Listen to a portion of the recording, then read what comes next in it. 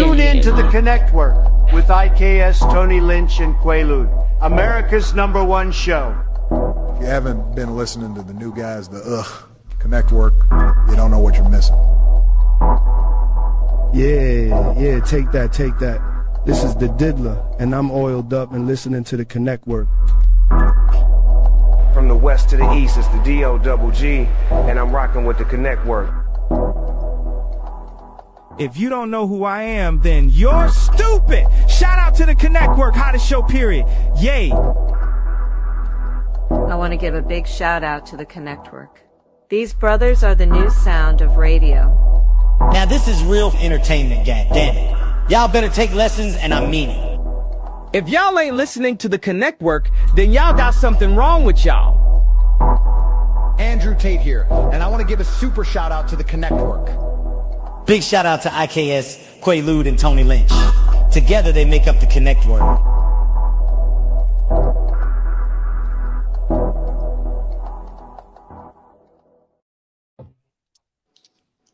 What's good, y'all? And we back. It's the Connect Work, where connections bring about collaborations, and these collaborations bring about real connections. I'm one of your esteemed hosts on this show, IKS. I'm gonna go ahead and pass it on to my brothers, let them introduce themselves. Most definitely appreciate you, my brother. You know what I'm saying? You guys know who it is. It's Tony Lynch. I am one of the other co-hosts of this show, man. And as always, we're bringing you guys hot topics with some amazing people. You know what I'm saying? And man, hey, while you're at it, don't forget to like, share, comment, and subscribe to the channel. Help us get it out there, you know what I'm saying, and reach more people. And I'm going to hand it over to my next brother, man. You know what I'm saying? And wait, there you go, brother. Peace to the people, man. Good morning. And my name is Quaalude, and this is a different kind of show today, man. You know, so I'm at a bare minimum for words other than, you know, condolences and peace to the brother Starborn. And for the first time ever during the show, I'm gonna pass it on to the OG/special co-host, Uncle Beats. Wow. Okay, you finally got me to introduce myself. You caught me off guard. But it's the one and only Uncle Beast in the streets, like white lines on the corner, like a stop sign. If you can't find me, I'm in your baby mama DM. I'm here. Hood hierarchy, Connect Work, it's all the same. That's why I'm here. That's why I'm always here. I got 3 of my brothers that y'all always see me with here. But I'm fortunate enough, even though it's due to tragedy, to be on here with my guy, my brother, my road dog, Starborn, in the building. Appreciate Salute to you. Luke. Starborn, introduce yourself to the audience, brother. All right, pretty much. My name is Starborn, CEO of Cheddar Chasers, Cheddar Chaser Entertainment. And recently, just going through this little family tragedy that just happened out the blue, and I just wanted to bring some awareness to this topic and pretty much share my story, you know, and build on it. So when you say first I want to give them a little background on you, man. I gotta tell people how great of a guy you are. So I done known this brother since about 2016, 2017. And I took him on tour with me with who was that? Project Pat. Mm-hmm. And he brought his sons. And it was the greatest tour I ever been on, man. I ain't gonna lie, man. Not have been on a lot of tours, right? But he brought his sons. I don't even think they was old enough to be in clubs and stuff, but he had his sons. And that's when we nicknamed him. Well, he might have had the nickname already, but it was obvious. That's when he was nicknamed Joe Jackson. He had them all. He had a tour van for him. He had the studio in the van. And he treated me like his brother, and we've been that ever since. You know, all of them, they my nephews. His cousin Trevor, his people. It's like we just been locked in ever since, man. Great time, man. He came to Chicago. We went everywhere. So salute to my bro, man, because we just never, once we connected, we just stayed in tune. And if he come up with a plug on something, he called me. I don't care what it is. He say, "Hey, Beats, I got candy apples, man. I'm telling you, man. I'm finna give you some. I don't care. You finna get some of these candy apples, man." He's just such a good brother, man. I just want to say that, man. I just want to say that. So everybody follow Cheddar Chasers, because I'm sure we're going to be talking about this tragedy. And me and him both been there for the good times and the bad times. He done had a lot going on. I done had a lot going on. But what we're here to talk about today happened in Bronx, New York, the Bronx area. Hardest part of New York, man. People don't want to admit it, man. But the Bronx always been the Bronx, man. So why don't you give us some details, Star, on what happened? All right, pretty much. I got a phone call, 9 in the morning, and one of my guys from New York was like, "Star, your whole family dead. You need to get down here." I'm resident in Myrtle Beach, South Carolina. This happened in Bronx, New York, and there's 3 sisters, Teresa, Lady, and Dee Dee, which Lady is my mother, and they like this. They like wherever you see one, you see the other, and you know they all got kids. One of my aunts got 2, the other one had 3, and my mom's with us 4. To make a long story short, put him in the middle, Tony. And anyway, I get the call that a tragedy has happened. So I'm like, put my mother on the phone. And in the process of this,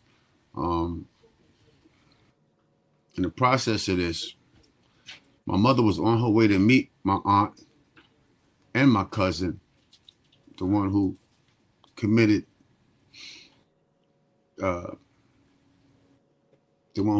this tragedy. 15 more minutes, she would have been in the apartment with them. So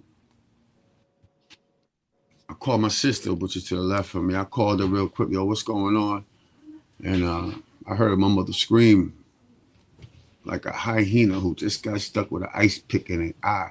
I ain't never heard that sound before. So automatically, I jumped on the highway. So this is what happened. My cousin,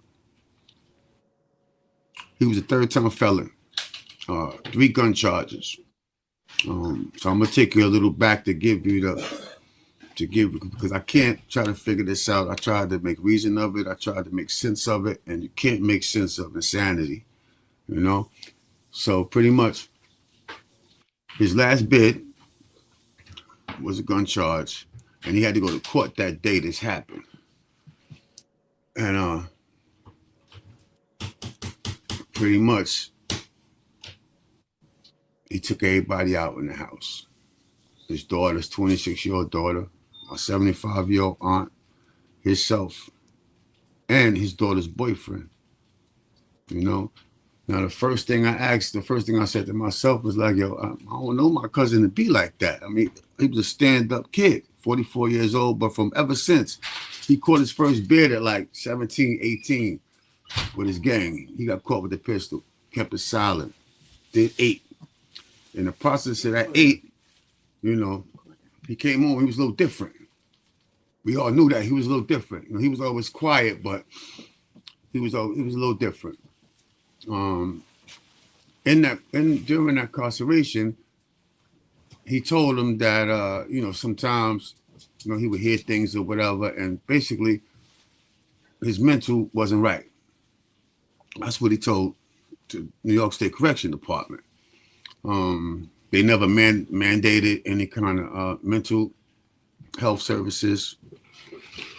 He gets out, get a job, be doing his thing. One of our cousins, he was going to pick up from a little dispute. Make a long story short, he gets pulled over again, has a gun. He goes through 4 years. Come home.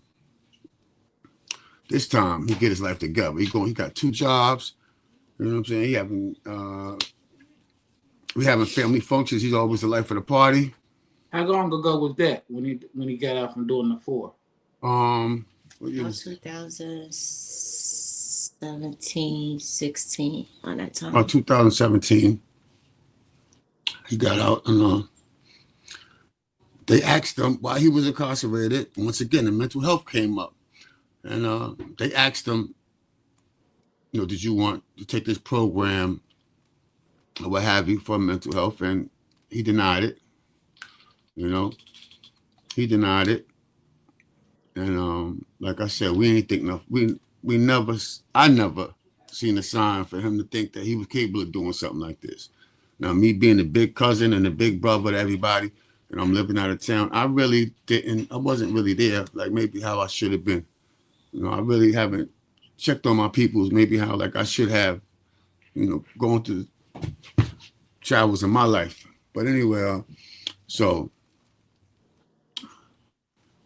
third time, and I got a lot of anger towards this too. You know what I'm saying? It's not like I'm here trying to blame this on nobody else or try to.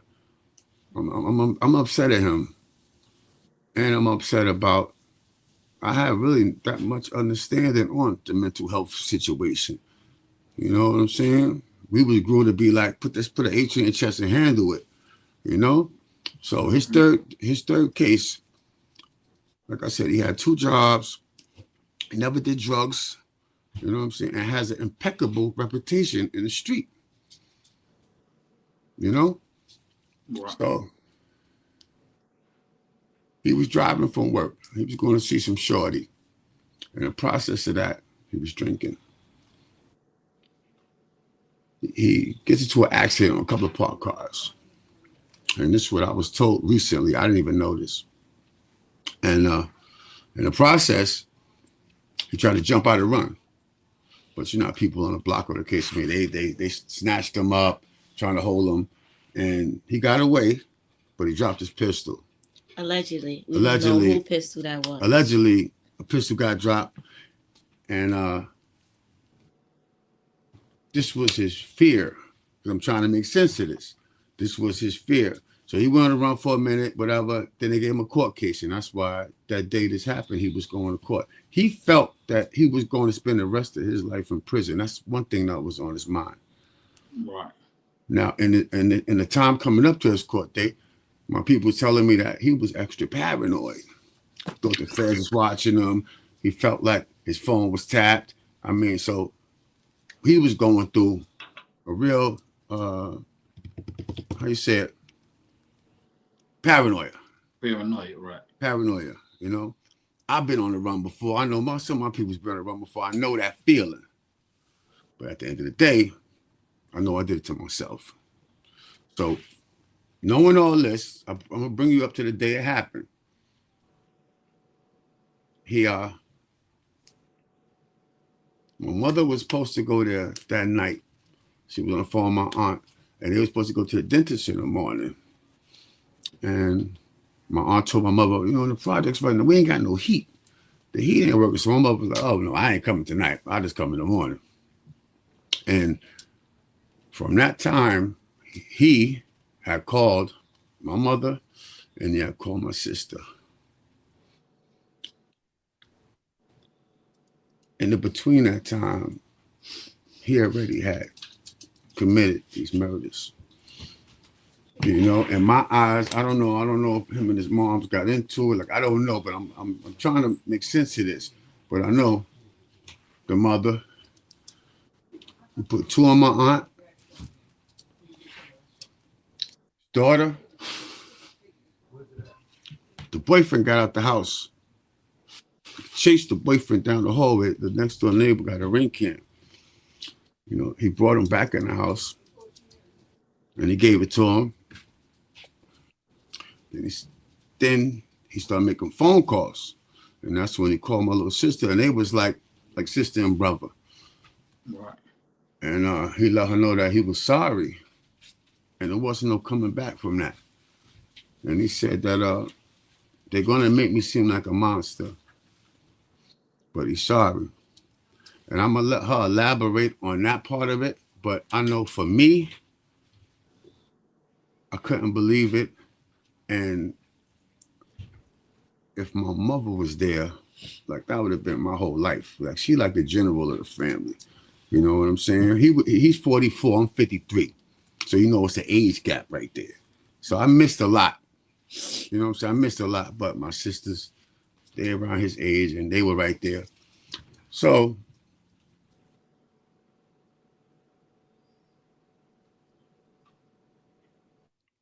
you got to check on your peoples, man. And that's what I feel bad about. Because I'm a good judge of character. You know what I'm saying? I know certain guys I be around, they got a couple of loose screws. I know how to deal with them. You know, my peoples, I know how to, thinking I could talk to them and fix them or, you know, get to the bottom of certain situations. But I never seen this coming.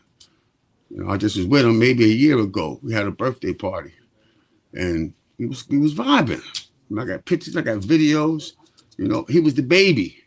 Now, he did have an older brother who had polio, who died when he was like 15. So he was young when his brother died. You know, after that, he kind of shut down. I give him that. You know, his father was a, you know, a military guy, but from back in the days, got into drugs or whatever case it be. You know, he passed. So I know he had some issues with that. You know what I'm saying? But I just didn't see him doing what he did.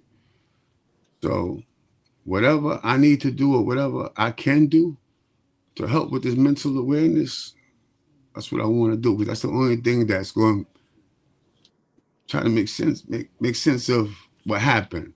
You know, and then with the media, they got us looking crazy. What the media is saying? I mean, every day on the daily news, it's what?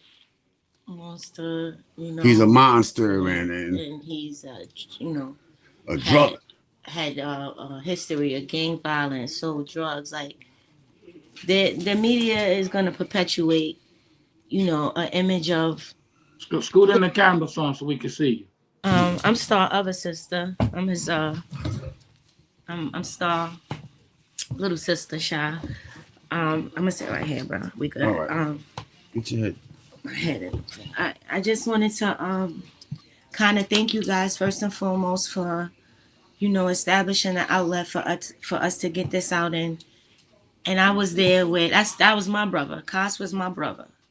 You know, he had texted me, you know, on a Monday, and you know, cuzzo, everything good? And I'm like, you know, everything is everything. He said everything not good on my end. So I'm like, yo, you know, I'm here for you. You know, whatever it is I could do, you know, just pull up on me if you want me to pull up on you. He said, I'm off on the weekend. I'm like, pull up to the house. He's like, all right, I'm coming. I see you there. Love you.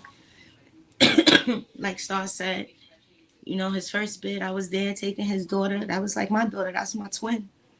You know, taking her on visits. You know, when he was locked up, sending him letters, you know, just being a support system. And my cousin was like, you know, I understand he was going through whatever he was going through. But I also understand that his mentality and the way he was, it wasn't him.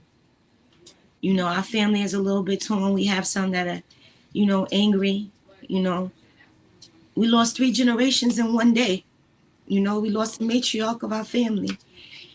And as much as it hurts, you know, like I said, the media is going to perpetuate, you know, their reason is they have to sell papers. Their job is to sell papers. Our job is for them to understand that, yes, the situation is tragic, but for everybody that knew Kos, you know, they knew he was going through something. They knew he was facing something. The day of, he called me. You know what I'm saying? He had me on the phone. And, you know, he was just like, you know, I'm sorry. You know, like, ain't no coming back from what I did. And, you know, hold on, cousin, I'm on my way. You know, me and my mom was on our way. You know, I went into the crib, found everybody the way they was. And, you know what I mean? It's some things that's going to stay with us forever, but it's affecting us all. Not only is it affecting us all, it's affecting the community. My aunt was a pillar of the community. Kos, a soldier of the community. So, you know, everybody that's aware of this tragedy say that, you know, it wasn't him. You know, they can't believe it. And at the end of the day, mental illness, mental health is something that people of color don't really put in the forefront because we have no outlets to establish communication. Even our family, he told certain members of our family certain things in his own way that we wasn't able to recognize that he was calling out for help. But at not one point, did we expect to experience this tragedy. And it's not just our family, it's that young man family, his kids, you know what I mean? Everybody that was connected, that's feeling and grieving. We all going through it together. But right now, it's a sense to where we got to stand together in solidarity because we know he was mentally ill.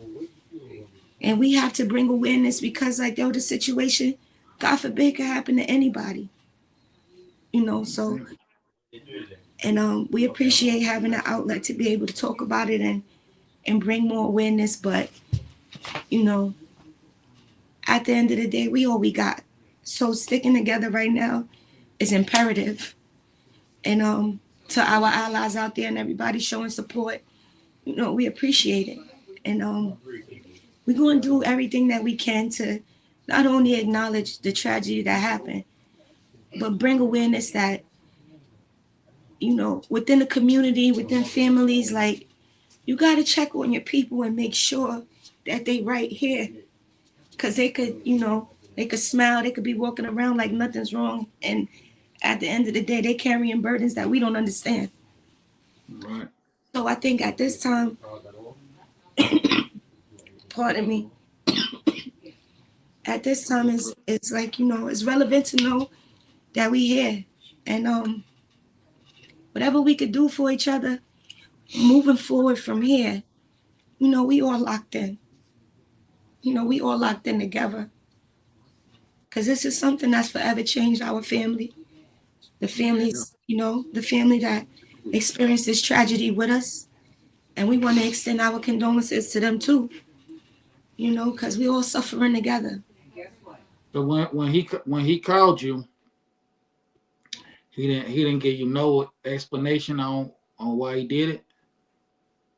I'm gonna be honest, like he thought that they were probably talking to police. He like, I think they talking to police, and I think my family's against me, and I said, cuzzo, never that. We sink or swim. Never that. We here together. We got you. And he said, ain't no coming back from what I did. I knew. You know what I'm saying? I knew right there something wasn't right. You know what I'm saying? I told my son, call my mom's. My aunt ain't picking up the phone. I'm on my way over there. And I grabbed my mom's and we went over there. And the travesty, at hand is I have no explanation of why. But his mother loved him the most. His daughter loved him the most.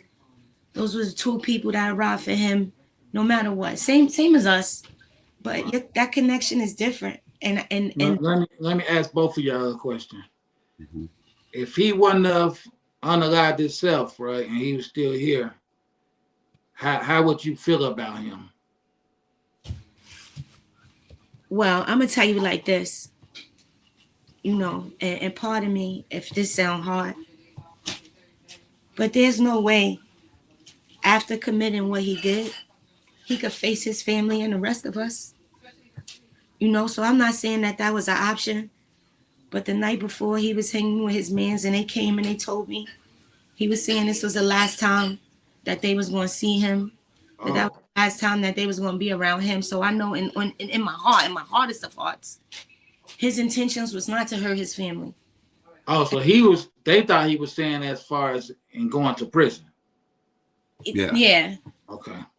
You know what I'm saying? But, nobody took him seriously to the fact that, he was going to hurt himself or hurt anybody else. But, I know his intentions wasn't to hurt them, that it was, if anything, it was for himself. So, us, me experiencing what I did, walking and seeing my family the way it was, the way they were, you know, you know. Wait, so how long after you oh my bad, Star, I didn't let you answer the question. How would you feel if he was still here? I'd be upset. I'd be angry. I'd be looking for him. You know what I'm saying? Be looking for him. Right. So I was asking you, Shy, how long before you got there after you had talked to him on the phone? It's like 15 minutes. Wow. Stopped on the highway, you know what I'm saying? I try to keep him on the phone as long as I can to let him know that, I'm there. He had made a couple of calls. He called my mother, Kyra, my cousin. He called his baby mom in North Carolina that he had a son with and was telling him, telling them that they need to check on the family. And then he called me. Now, being as though that, like I said, that was my brother. The case that he got caught up in, help him get a lawyer, letting him know that everything's going to be okay. Everything is, I want to say, again, allegedly, and hearsay, no witness was, stepping forward. The prosecutor issued out, an article to the news that they were going to drop the case, which makes the situation even worse. Of course they say that now. And Star said that, they probably would have picked it up anyway because, the feds. Right. We all had our experiences with the law. I'm not proud about it, but we learned the lessons. And most importantly, I think this is like a letter to, not a letter, but attention to young men, young women, people that have experienced it or experienced what we experienced. You're not alone. We all going through this together. And I'm gonna mourn him. We're gonna mourn him, just like we mourning our aunt, just like we mourning our cousin. You know what I mean? Because we know that he wasn't in the right mental state. Now, I'm not trying to make it as an excuse, but we gotta bring awareness to the real situation at hand. Like, everybody is looking at the messenger. We need to stop looking at the messenger and look at the message. Right. You know what I mean? Like, he was in torment. He was going through what he was going through in his own head. The fact that you think your family is against you is enough to drive somebody's crazy. Somebody that really cares about their family and love their family. So right now, you know what I mean? Like, we would like to take this time to extend again our condolences, our gratitude to everybody reaching out in support, and know that mental illness is a real thing, whether you want to accept it or not. You know what I mean? A person telling you like, yo, man, like, shit is looking bleak. I'm not okay. Those are signs. Those are signs. We mostly everybody has something going on right now in their life where, pardon me, everybody's going through it, and they could use as an excuse. But our job right now is to teach people is that you have to be stronger than your emotions. You have to. You know what I'm saying? You have to be stronger. Your mind has to be stronger than your emotions in order for you to even make it out here. And temporary insanity is a real thing too. You can be okay one day and just one event can make someone black out. I got a cousin who he want to do some stuff to his girlfriend and the mama and stuff, and he called my other cousin and said, "No, you just ain't gonna never see me no more." And he's trying to talk him out of it. And he still went and did it, but they end up doing something to him when he got over there. Mm-hmm. And now he in prison for a very long time, and it's like he can't believe that he did that. He don't know what made him do that. That was a rare fear for him going back to prison. That was a rare fear for him. Out of all of the 15 to 17 years that he was incarcerated, he did about 4 years in solitary, and we already know that nobody ever comes back regular after being in solitary confinement. for more than 6 months. We already know what that's like. For those of us that had that experience, we already know what that's like. You know what I mean? So Right. the fact that it wasn't mandatory and he said that he was hearing voices and hearing things, I don't want to blame it on the system, but at the end of the day, everybody has to hold to be accountable. We all have to be accountable. And I think this platform and this opportunity, you know, is just gonna let people know that you're not alone. You know, I'm gonna let my I got a question I for you. definitely want to ask. yeah. Okay. I want to ask Tony as a grief counselor. What can you say, Tony, that to help this situation? Um, to be honest I with mean, you, they're as a doing grief the, you know what I'm saying? counselor. They doing the number one thing that they can do right now, which is speaking about it and bringing awareness to it, right? So, you know what I'm saying? If there's anybody out there listening right now, you know, I'm gonna let you Leah. know, it gives them somewhere to go and be around people that actually understand what they're going through, you know what I'm saying? And maybe even bring more education to our neighborhoods, right? You know what I'm saying? To our communities. Because as the young lady was just speaking about, in the black community, it's unheard of. We don't speak about mental health, right? But we're constantly looking at the aftermath of it. We're looking because you know what I'm saying, we're not conditioned to pay attention. And you know what I'm saying, as Starborn said, you know what I'm saying, we're conditioned not to check in on one another, right? Right. So, you know what I'm saying, and in cases like that, when you feel like that you're fighting a war that you don't even understand, it's a mental game, right? You know what I'm saying? And you can talk yourself into a lot of things, man.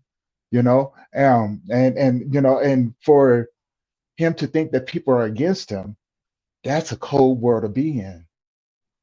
That's a real cold world to be in because you don't know you know what I'm saying, how much of it is piled underneath just that one little, you know what I'm saying, incident.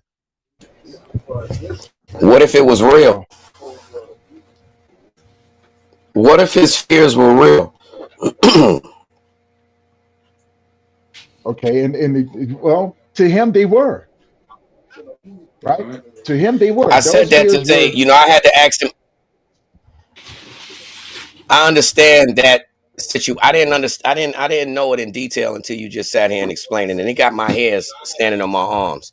Now, Mm, Starborn, you know, well, I don't know if you've ever been in the New York State Penitentiary, but Nation of Gods and Earth is the strongest faction in New York State Prison over any alignment.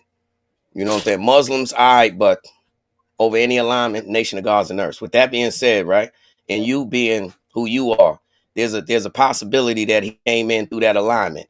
Now, you got what they call that K2 that's running around New York State Prison. Mm-hmm. That K2, they call it Deuce.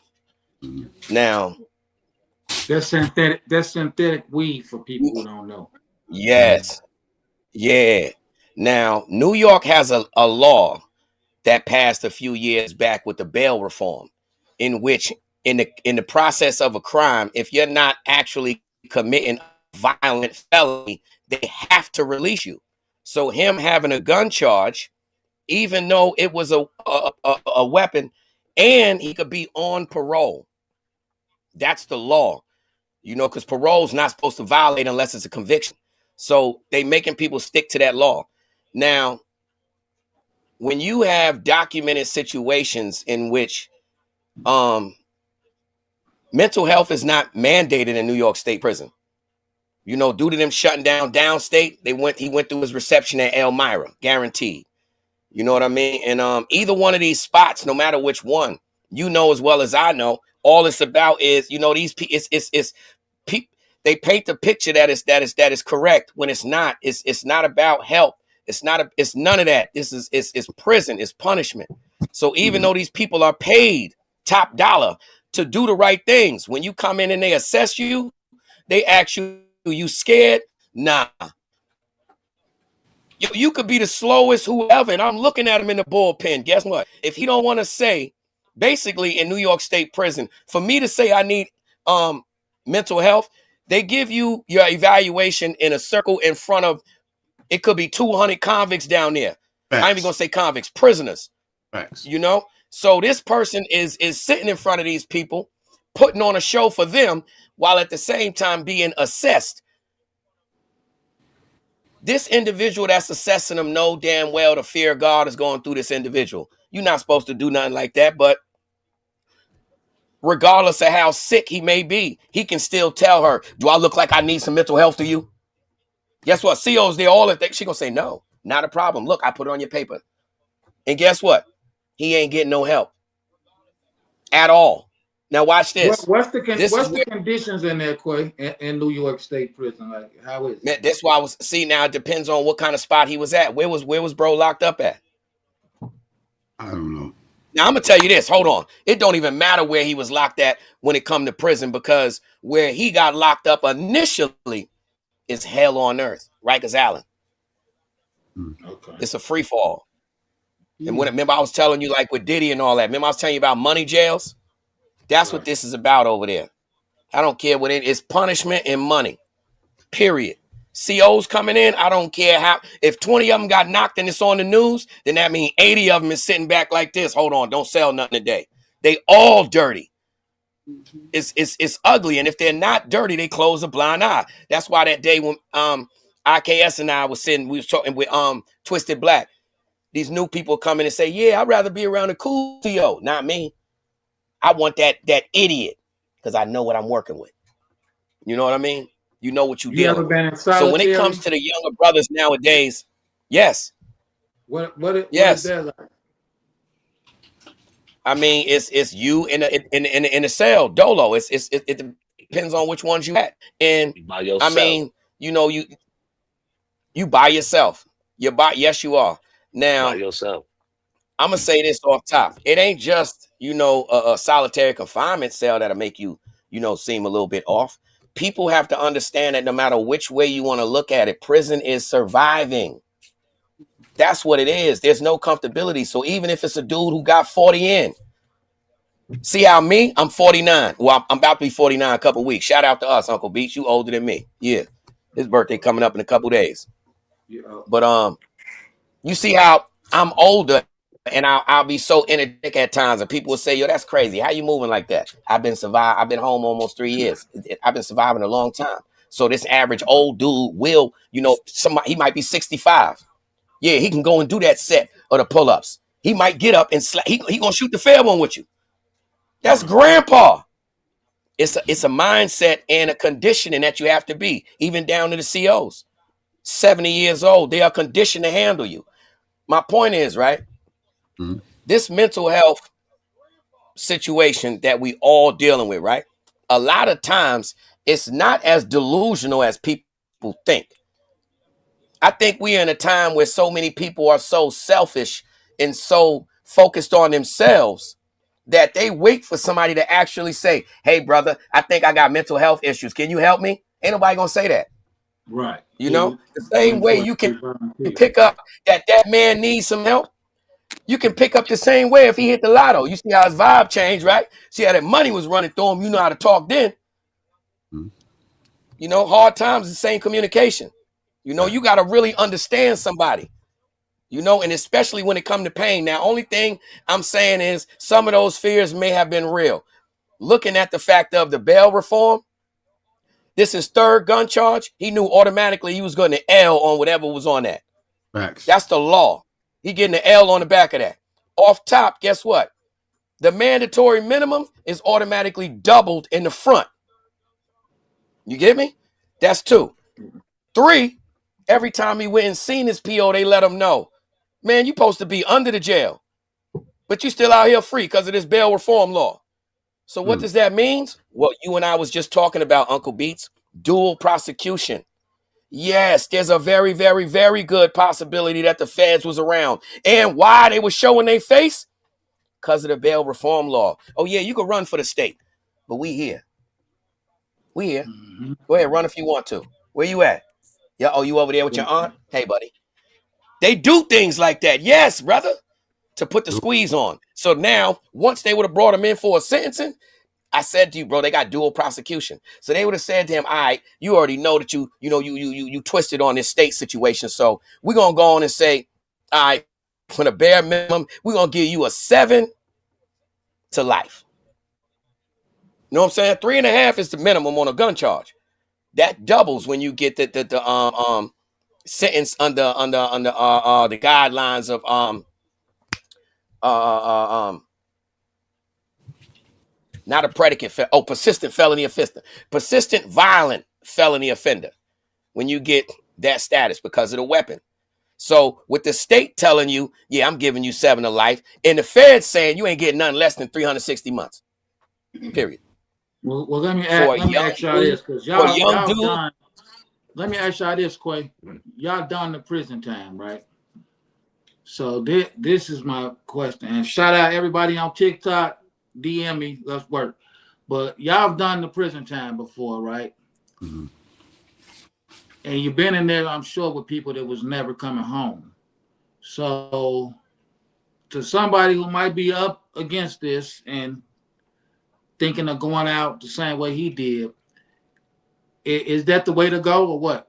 Tell me, because y'all done the time, so y'all know. Is that the way to go? What? I'm different. I don't Would you think suicide is ever an option. Right, that's the Same question. here. Yeah, me neither. I don't think so. But I mean, like, but at the same time, some people aren't solution oriented. You have to know that kind of person when you we grown. So when you dealing with somebody, whether it's hustling, music, whatever, some people, for instance, let's keep it music. They in the booth. We saw them sit here and write this track. Some of this thing ain't going right. Some people can accept constructive criticism and be like, you know what, yo, you right. I could add this to it or whatever. Some people will take that a different way. Some people are pessimistic. Some are optimistic. But it takes you knowing that individual, really paying attention to them, you know? So that's what I was asking basically in this conversation. Like, how well did you honestly know, bro? Because you may be in a situation where he may have been in a situation where the system really threatened this man and with the mind games had him go crazy. I swear I was sitting here behind the thing and I was visualizing once you explained it. I'm like, yo, the blame is behind his PO in the feds. Yes, sir. I know you done heard it many a times. They said, oh yeah, you thinking you having fun, huh? Yeah, you got 2 days left? Yeah. And did 2 days to forever. Can't wait to get you. You know how they be coming at us, bro. But the PO to sit there quietly, the PO will tell you, they gonna give you forever. Look, and then imagine if oh man, that got my hair standing up. Imagine if the feds or the PO gave him the sentencing guidelines. He would have went crazy. 3 gun charges with 3 bids. The feds is starting at 360 months, brother. It's sad to say this, y'all, but he's not the first person to do something tragic like this when he's facing going back to the penitentiary.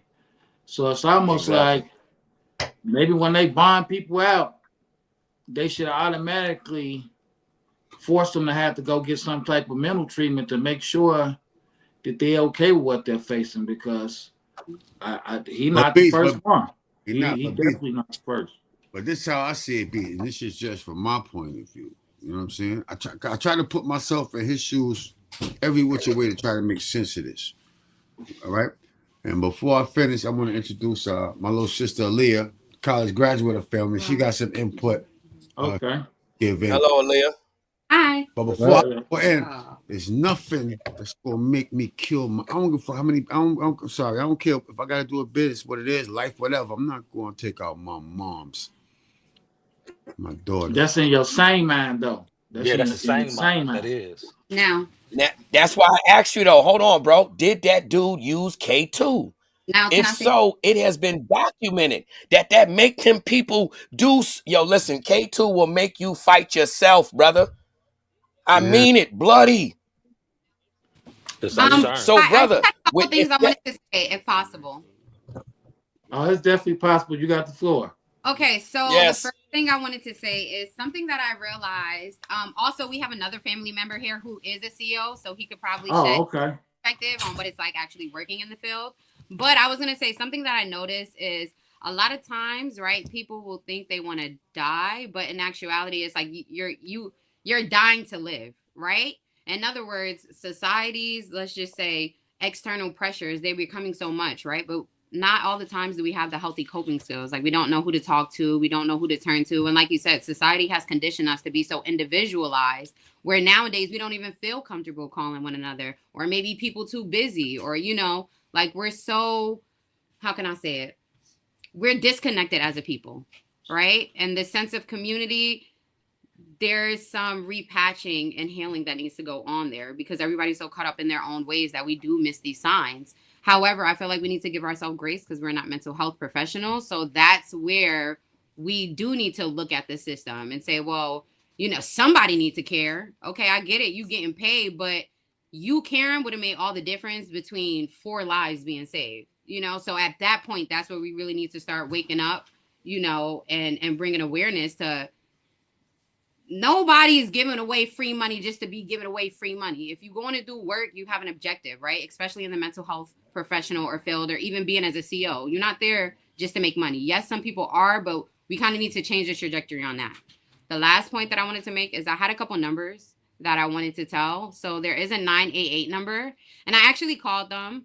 There's a, let's just say, a representative that picks up, and she'll guide you through the call. She asks you, you know, what feelings are you feeling? Like, are you having any suicidal ideations? And she'll point you to the correct resource that you need. So I feel like that's a good resource for everybody. You know, sometimes we don't know where to start, but just picking up picking up the phone and calling somebody, an unbiased individual, may make all the difference, you know? So I just wanted to put that resource out there, because it could be beneficial to, you know, anybody. So yeah. Yeah, I know one thing that's for sure, because I'm out here in California, and I did some time, and I did a lot of time. And when you do a lot of time, they actually put you through a tribunal of psychiatrists to make sure that you are actually in a mental state to be able to go back out there into the society, especially when you do a lot of time, because you get your mind starts being set with that way of living up in there. You know what I'm saying? You walk one way in a circle. You know what I'm saying? You walk, you know what I'm saying? There's certain areas you can't go in, but when you coming back out here into the free world, it's different. Now you don't have that box no more. Now you're kind of free, except for that tag that's on you for being on parole. But like I said, a lot of people, you know what I'm saying? It the mentality. Because most of it, if you got a strong mind, you're not thinking about hurting yourself. It's only when you got a fractured mind that you let all those things actually come in, and they'll start guiding the way that you act. You know what I'm saying? I would like to put this there. I'm in Colorado. So I see, and this is actually, I went to school for sociology, and what I have realized is our white counterparts have the luxury and the financial, how can I say it, liberty to engage in therapy, you know, healthcare, housing, and things like that. We have not had that luxury as a people for a long, long, long time. So we have to keep in consideration. We don't know how many of our people have mental diagnoses that have been that have went undiagnosed, you know? And now you just grew up in society as a young man managing those mental health issues, right? But never being diagnosed. True. So that's hold on. Now hold on now. Go ahead. Now hold on. We as a people though, we don't make that a focal point. You know what I mean? Meaning, see, I'm back to the question that I was going to ask Starborn. One thing that we don't have, you too, because this is something that needs to be implemented. And I'm gonna put it on to me. I know I got a bunch of screws loose. And just what I was saying to you as far as the evaluations, that's what I did in prison. I didn't want to go to I ain't going through. Why? Because they're gonna make you go to meds, and it's a domino effect of things that go on. If I were to say I need a little help, you know what I mean? I know I ain't all right. So with that being said, I wish that there was a process where the same way the people that we reach out to for our release or our approved visits, that these real caring family members were able to say, I need him assessed. Yeah, he cool. He like having fun, but I think something is a little off, you know? And that's what white people will do. How do you know though, Quay? It's like, how do you know? I hate to say it, but 95% of the people I talk to, I think they got a mental problem. Yes. So now watch this. Guess what? Look, same thing with white folks. They're just a little more blunt about it. For instance, watch this, right? I I meant white people too. I didn't just mean Well, look black though, people, but look at one. It's taboo for us as black people, bro. Because okay, let me simplify it. The dental appointment. The dental appointment comes with the cartoons, the special toothbrush. A dental appointment. There's ways to make the doctor make it fun, right? Even when it comes to regular hospital, they have pediatrics. It looks welcoming to the children and all that. We need mental health. There's no cartoon for it. It's not walked into the black household like how it's walked into the white household. You get me? right. It's normal for the white household. They'll be like, okay, Johnny, now go on and take your meds. Johnny 7. Yep, because Johnny doesn't know how to act. So Johnny has to take his little green pill, right? But we don't do that with Lil Ra. Because we embarrassed. My son don't need no Or we damn look at pill. The it, system or we look telling him. at it, he's just energetic. You know what I'm saying? Oh, he's just Exactly. energetic. We will make all the excuses because it's taboo to us, bro. You get me? But this is what I'm saying to everyone. How do you know? Because some people develop mental issues as they get older. We don't know. We don't It don't know. always come from a kid. Actually, that's true. That's not true. Because if you talking to yourself and you answering, you got a problem. Well, no. If you talking and bro, answering your own questions, we don't know. People go. We don't. People go crazy. I know a lot of people who like, man, what happened to him and what happened to her when they get older? You know, life. But look at my example, bro. We have to make it welcoming into the black household. Guess what? You go to the dentist, even if one of your people say, yo, what happened to your tooth? You're like, oh, man, I was complaining. I got to go to the dentist. We have to make an appointment with the mental health normal in the black community. Once we start doing this, and that starts with us as parents with the children. Because you're right, we don't know. And guess what? Then white people don't know. But when Bobby slip up, Bobby going to get we ain't going through this 3 times at the grocery store. Bobby's going to get help. Bobby is acting up. And I'm tired of it. That's how they do. One thing I do know, and people don't want to accept it. God is powerful, but the devil is powerful too.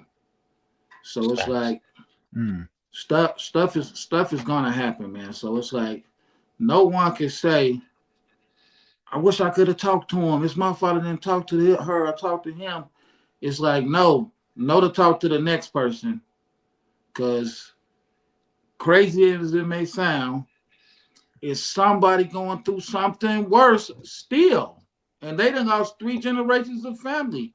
And it's still somebody going through something worse somewhere else. So it's like, hopefully on that note, people are watching it. Yeah, please. I just wanted to go ahead. So we do have, another family relative here, and he pretty much is a CEO. So he wanted to share his perspective on, what he sees in and out of like coming in work. Let's get to it. Let him get it. Yo, hold on. Yo, CO. No, yo, CO. Let him get it. Let him get it. Oh, all right. Yeah, I'm Pop, you know what I'm saying? But pertaining to this situation in general, like I've seen on a daily basis, like a lot of people go crazy. And I just wanted to talk on the topic of what he said, like, my uncle said he don't really understand or can't fathom on how somebody could kill their mom and their daughter. You feel me? But like someone has said, like that's in your sane mind. And I've seen a lot of people go crazy inside of a jail, like we said, off the K2 or hearing that parole get denied and stuff like that, and they lose it. You know what I'm saying? You really don't, like, you're not yourself.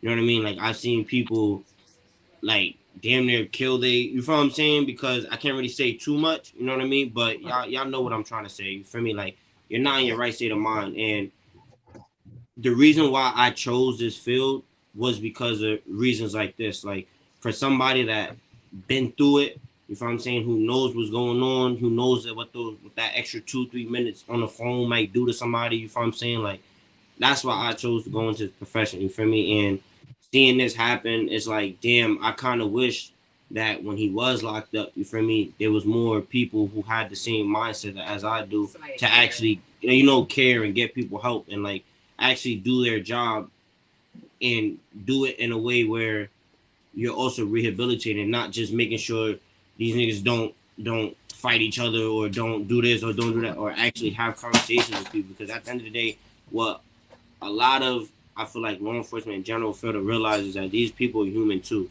You know what I mean? And when you go off of straight, all right, look, you're a human, I'm a human, it's a basic respect that got to be there. You'll see that their job is way more easier than people that come in there thinking it's khaki and blue. You know what I mean? So, and mind you, like, I'm put this in perspective. I'm 21. You know what I mean? So I got people, whether it's co-workers, inmates, or whatever the case may be, that are well older than me, that been in there for some time. You know what I mean? And it's hard to get people out that mentality, because all some inmates know is, nah, these COs be doing things that they shouldn't be doing, to kind of, like, you know what I mean? And then there's some COs that's like, nah, fuck that. These are they IPs, they inmates, they, you know what I'm saying? This was gotta go on. And it's like, nah, bro, you know what I'm saying? Like, at the end of the day, bro, my job isn't here to make your life hard, bro. You feel me? Your punishment is being here. I'm not here to make it any. You feel what I'm saying? Do what you gotta do. If you need this, if you need that, then we gonna, feel me, talk about it. We'll see what's going on. If you need tissue, like, I've seen a lot of people get denied tissue just off the strength of they don't feel like making that walk. You know what I mean? So it's like it jail fucks with you, bro. As a CO, it's fucking with me. You know what I mean? Right. Well, excuse my language, traumatized. You know what I'm saying? But as a CO, it messes with me. So I got you know? the same. I'm gonna ask you the same question. See, just what I just said needs to be done. You actually have the power to do that. You can assess inmate come in and see him cool, all the above, da da da. You know what I mean? You probably came across your nephew in Rikers, right? Were you in Rikers Island? Where you at? The boat? Well, it don't even matter. Wherever you at, right? It don't even matter. It don't, forget it, bro. Because you know, I forgot this internet be real sometimes. Forget it, man. Check it though, right? You have the power to sit there and say, yo, I saw this dude come in and booking. I know he good money. I know what K2 do to people, but right now I know this dude fresh. You actually have that power to, instead of being cool, instead of being wavy, to say, hold on. All right, now, 7 cell right here, he need evaluation. Something just happened. I know this kid from the strip, but guess what? Oh, wait, hold on. Again, us as a people. Hold on, Quay. You think prisons are in the business to help people and rehabilitate them? I know they not. I know they're not. I know they're not. But what I'm saying, as a people, he ain't in the power. I know what it is, bro. To do that. He got to go. Yeah, I'm just saying though, as a people, stealing board. He got to go from the protocol as a people passed down. You got it, but you also too have to understand. Nah, bro. Man, you can write that right in the log. He can write that right in the log, yo, bro. Hold on, let him say. You know what I'm saying? What you have to understand is at the end of the day, this is a business. You feel what I'm saying? Yes, you could sit here and you can try to make things work for you. You can do whatever you got to do, but at the end of the day, if they tell you go suit up and do this, guess what? That's exactly what you got to do. If they tell you go, go make sure this gets done, you got to do your job at the end of the day. So go home. Yeah, I might come off as a cool CEO or whatever the case may be, but it's not being cool. It's a respect thing. At the end of the day, that's why I don't like cool COs. I don't like cool COs at all. At the end of the day, nah. I got a job to do. You know what I'm saying? Watch your mouth how you talk to my son. I know. I got a job I got to do. You feel me? So it's nothing personal. Business is business. The same way you chose your route and you decided to do what you wanted to do, and you understood the consequences of it, exactly what I'm doing. I understand there's a consequence to everything I do, whether it's a good consequence or a bad one.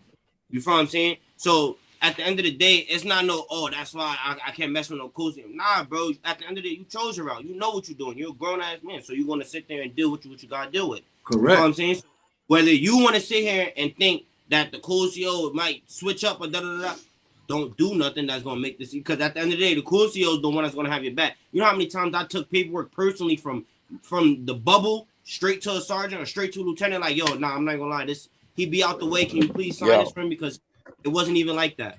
You know what I'm saying? That's the thing. Don't get me twisted, big bro. Watch this, little bro. All jokes aside, like, I love the fact we get. Well, you see, I said we. I'm free now. I love the fact when the population gets somebody like you. You know what I'm saying? I love that. I also know there's no reason from bidding. I can't afford to bond with you because you only do 8 hours. You understand? I'm in here for deck. I got some every day, bro. You go home. You know what I mean? I can't rely on your camaraderie, brother. And exactly as you said, when they go to that brass and all that, they may shake us down. You might not even be at work. They might ain't told you because they know you cool. Guess what? You get me? They know what you saying, cool. though, We not. What you're saying goes to episode everything 2. we talking about. Yeah. Episode 2, Queb. That's gonna be episode 2. That's a whole, you know what I mean? But I want to bring Exactly. That's why I was saying, like, for instance, that's why I was saying, like, it's one thing to, if we gonna say, it's business, we surviving, I say that. But if we honestly gonna say we care and you in a position of power to care, then like I said, I'm looking at it from the point of somebody who has bid it, and I've come across many CEOs that act like they cared, but I was never assessed, and I got issues and a half. That's how I'm creative. I'm a day late and a dollar short. Like he said though, what I'm saying, this one thing you gotta accept. He didn't put you in jail. The CEO didn't put you in jail. You did, and that's what my brother was. My brother was a correctional officer, so it was a job to him, and he's straight from the streets. It was a job to him, and you got to do your job. And it's like we're saying about the mental stuff. That's not up to the guard. That got to come from up top for them to give them the time. So it's this is my last thing. Although I'm there, like you said, for 8 hours, and you're there, what you gotta understand, and you've been in jail. One small thing, whether it's those 8 hours or those other 16 that I'm not there, anything can happen. So if I am there for those 8 hours and I can make those 8 hours a smooth day, I can make sure all those paperwork that you need to get, the grievances forms, the loss of property, if I can make sure in my 8 hours that your day goes good, then that's my job. I did my job. I can't control what everybody else do. I can't control what the next CEO do. So when I walk in, I can sit here and I can have conversations with you. I can make sure you're good. I can make sure you get everything you need to get. You know what I'm saying? But that's just life in general, bro. You can't control. Now, I respect that, bro. Hold on. Watch this. I also know the flip side of that. Don't get me twisted, brother. I also know the flip side is you can't afford to do that regularly. The more I'm hearing you, the more I see that you are passionate about your position and you doing you. So you know that you are one out of thousands that don't care. But the flip side of that is a lot of convicts, even myself, we surviving. So it may be my goal to use you. I may have to use you. And that's where the flip side comes in at, of where, you're forced to be guarded because some of us is just gritty. So I understand both sides of that. That's a crazy aspect. Other flip side is too. My job is my job. You know what I'm saying?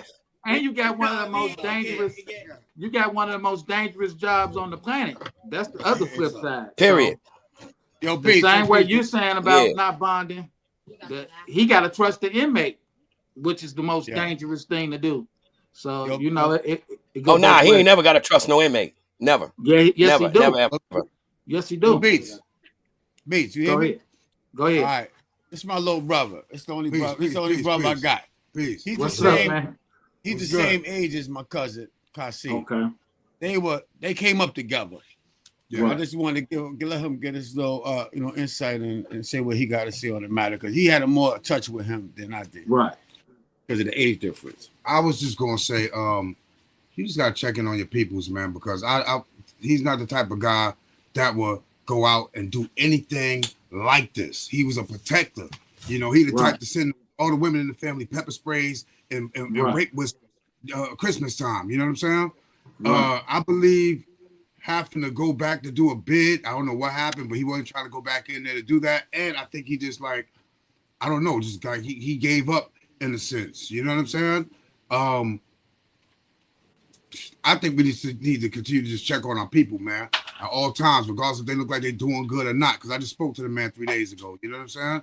And it didn't sound like he was capable of doing anything like that. But on the other side with the CEO, I I'm a convict also, and I'm constantly in my nephew ear to make sure he not one of those. You get what I'm saying? That he treat every individual as a human being when he first walk in them doors. I know he got to do his job, but at the same time, don't be that guy to come in and try to make it hard for someone else. You get what I'm saying? And be on point. Right. That's it. He come from a line of thoroughbred dudes. You know what I'm saying? So sure that. he's able to use what is it, discernment and make decisions. Sometimes he risks his job, I believe. You get what I'm saying? Because you have those, like you said, that's going to use him. See he young, you know, and use him. But he's street smart as well as educated. So I give him, you know, I'm giving him mad props for being in that position because I believe he's going to help more than the average dude would. Well, let me say that. Yeah. My first conversation when he decided, you know, when he told the family what, you know, his decision was and what he was going into, you know, I'm gonna be honest with you, straight up. I'm like, nah, that's not it. But then again, he like, you know, what his grandfather taught him, you know, you can't make no changes from the outside. So his decision was to go in and like my brother said, he knows both sides of the coin. So from him taking that position, and that's the first in our family. Let's put it that. That's the first in our family. Yeah. So for him taking that position, with all due respect, I understand we all been in the inside. For those that been in the inside, we all been in the inside. We know how it is, and we know how there are CEOs that will come and give you hell and make your time more. Well, we know how it is. So the conversation when he first decided to take that, my thing was to my son, you gotta remember, they're just like us. They're human beings too. So if you're gonna go in there and you're gonna do your job, you represent and you have an understanding that yes, you have a job that you have to do, but you can't make it harder. And I understand, like, just like it's gangs out here, there's gangs in there too. You know what I'm saying? I feel like in order for you to make a difference, you gotta be involved. You gotta be there. We got somebody on the inside, and I'm gonna tell you the truth. He puts his job in jeopardy a lot by having these relationships with people, and you know what? Because that's saying that somebody else ain't do their job. So he has to be real particular and real decisive of how he go about inserting information that what needs to be done. Yeah, so definitely. At the end of the day, you know, again, we all got to stick together and understand the part that we play of being the links and keeping us connected. You understand? Let me ask y'all something before we have to wrap it up. Is it do y'all got a GoFundMe or anything, or like any? It's set it up yet. It's set it up yet. And at the end of the day, when we do, because collectively, you know, Star was talking about it, setting it up. Him and my sister probably set it up. Okay, hold on. We're gonna use that to bring awareness to the mental health crises in our community. We set with a few community leaders. Star set with the assemblymen over there in the community, you know, sat down. So we're gonna use this tragedy to bring awareness. So that's it. And no telling how many lives y'all can save by doing that. You know, so it's like that's facts. Every people hate that I do this, but you have to look for the positive in every bad situation. You know? And I got one for you. What's that? I got one for you. What's that? My mother is still here. It's the truth. That's the hey man. Hey, no, for real. For real. Yeah. That is the perfect example. Like when my son passed away, and people like, oh, why you not going crazy? I'm like, he could have had all his brothers and sisters, and he could have had a car full of people with him when he crashed. At least he was by himself. So yeah, any of y'all could have been heading over there to meet with him, and he not in his right mind. So ain't no telling how. So yeah, you gotta think. Yo, you know what I wanted to say? It just dawned on me while y'all was talking, bro. But this is really conditioned into us as black people because America itself is young. You get what I mean? And look at it from this angle, man. As white people grew in this young America, you know, they didn't have the hard times we had. And as we grew, Mm-hmm. The last thing we could ever afford was any type of blemish. So for us, you know, to say I am not literate, to say I am not at a certain status of education, these things, it wasn't just the fact that we didn't want to mention them. It was the fact that if we mention them, we got consequences for it, bro. So to be a black American, to say I have mental health issues will take me out the playing field for A, B, C, and D. And the older you go back, there were real consequences. Like if I got mental health issues, they might not even, the family might get rid of you. Like we have to think we were conditioned so terribly. So us as a culture, we're not confident yet. So we have to begin. It's man, I don't think I ever said nothing like this, like with how much we gotta grow. But America is young in general. You know what I'm saying? And yes, we are a different culture because man, in order to say we had mental health issues, that meant I have a consequence now. I am not equal to others. That's why us as a culture don't really push the issue, even if we know something may be bothering us. Because for us to ask for help is to say, I'm going to get in trouble or I'm going to put an X on me. Yes. It's proven scientifically that passed down through generations, you know, trauma is passed down in our DNA. You know, for everything that our ancestors been through, you know, as a culture, and I just don't want to say Black Americans, I want to say people of color because we come from a mixed family. You understand what I'm saying? So at the end of the day, I just tell you like this. We our people of color, our people, it's not a badge of honor to sit there and say I went to a therapist or I go talk to somebody, you know, or is that serious to where I need to talk to somebody, because we don't, that never helped us in a sense to where, like you said, if we do reach out, things could be counted against us. He wouldn't have been able to get them 2 jobs. I'll be honest. I'm just from my own experience. I don't think at times, like, you know, I never know him to be no schizophrenic. I know people that are. I've never took him to be that. You know what I'm saying? He's just more or less one of the people that you'll never hear him complain or tell his problem. You get what I'm saying? He always sit there and listen. So I guess in those times he submerged all that, suppressed it all the way down. Right now, I also know a lot about you know, psychotic episodes and paranoia. You know what I'm saying? Because a person can have so much fear or so much you know, when intrusive thoughts come in, you know what I'm saying? When you got so much going on and some intrusive thought come in and you think it's yours and you fucked around and act on it and fuck your life. I'm sorry. Mess around and act on it. That's why I said, what if did he smoke K2, bro? Because something simple. Don't do that. Nah. I'm gonna be honest with you. My cousin talked to me. Did somebody slip him a Mickey? Because look, if I'm thinking weird and I'm paranoid and somebody slip me a Mickey, that K2 will make you lose it. Quaalude, you gotta let her talk, bro. Let him talk. He's not. I'm gonna be honest. My cousin was a smoker. My cousin drunk. Yeah, he drank. You know what I'm saying? He wasn't a smoker. But at the end of the day, I do not know the people that he was around. I do not know people he was chilling with.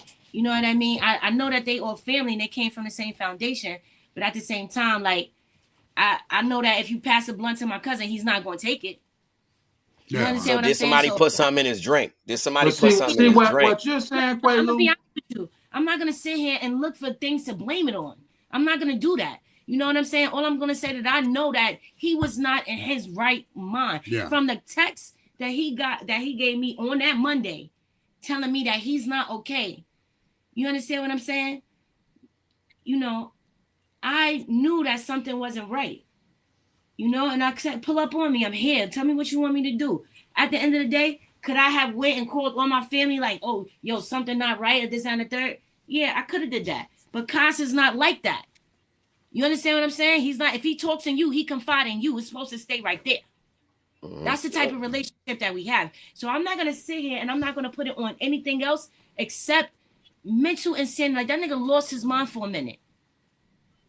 You know what I mean? Like, I know him. He would have not did anything like that just on a humbug.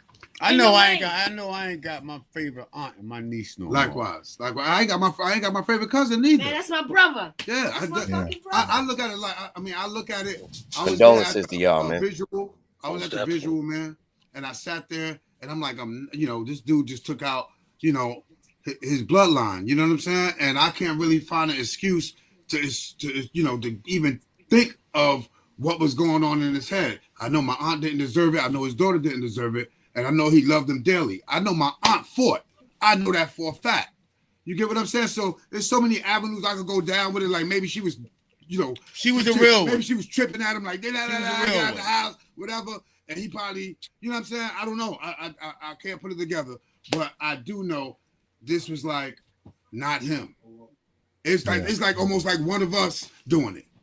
You get what I'm saying? So therefore, I feel like we need to check in, man. Like even when everybody got problems and everybody got to handle their own problems. But best you believe, man, you have to check in with people because you never know what type of time they on.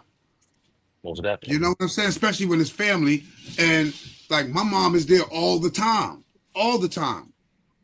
And she's beating herself up right now. She said, if I was there, I probably could have stopped it. I probably could have. Trying to talk about if she could stop. Mm-hmm. Could have stopped. And being a sister, that's what you want to say to yourself after some shit like this happened. But you would have been laying there too. This is why they call mental health the silent killer, right? You know what I'm saying? Because everybody has great points, man. You know what I'm saying? And all of them are correct, depending on the individual, right? You know what I'm saying? Because your perception is your reality. And, I'm not going to put nobody's business out there. I'm going to speak from my own. See, I go to therapy today because I realized that I had a problem, you know what I'm saying? And the problem is that I struggled with suicidal ideation. There you go. Right. There wasn't a day that didn't go by. I did not think about it. Right. You know what I'm saying? And then one day I realized that I wasn't afraid of it. Then I attempted it twice. Alcohol was a big portion of it. Right. You know what I'm saying? Because I can let myself go into a real deep, dark place. And since I didn't have nobody to help pull me out, it was either I'm going to be strong enough to pull myself out or I'm not. You know what I'm saying? When it comes down to people like that, I don't say that they're, cowards or anything like that, because you don't know what that person is going through, right?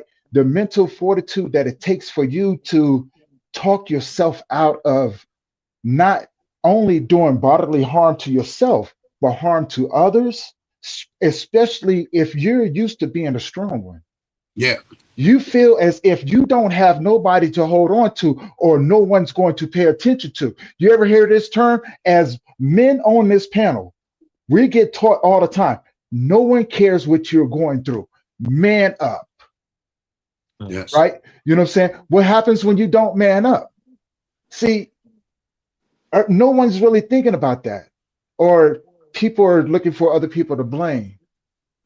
When deep down inside, when we can start bringing more awareness to the communities that we're in, then that's going to be the change that we need to see within the communities, right? You know what I'm saying? But it starts with individuals like yourselves coming on and sharing your story, being vulnerable and open with us, right? You know what I'm saying? But also shedding the light on, you know what I'm saying, our BIPOC and POC communities out there that are struggling.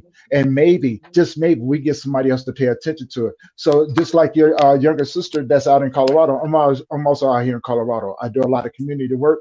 I have a nonprofit. So this right here is, you know what I'm saying, it just helps open up the doors for people to really understand what's going on, right? You know what I'm saying? And we got a long ways to go, as Quay said. You know what I'm saying? America is not really, we're really not that old. We're just now starting to catch up to the things, you know what I'm saying, that we've stuffed behind hundreds of years ago, right? You know what I'm saying? That's been passed down through our genetic DNA. We carry that stuff, and we carry it with the badge of honor. So, you know what I'm saying? Yeah, man, it's one step at a time. But this time, we can,